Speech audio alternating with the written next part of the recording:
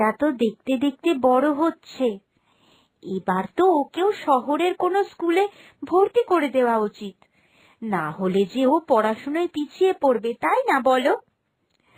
আমি চাই ওর দাদা যেমন শহরে গিয়ে পড়াশুনো করছে, আমার মেয়েটাও সেইভাবেই পড়াশোনা করুক। বড়দা যেভাবে নিজের ছেলেকে পড়াশোনা শেখাচ্ছে, সে একবারে এলাহি আয়োজন।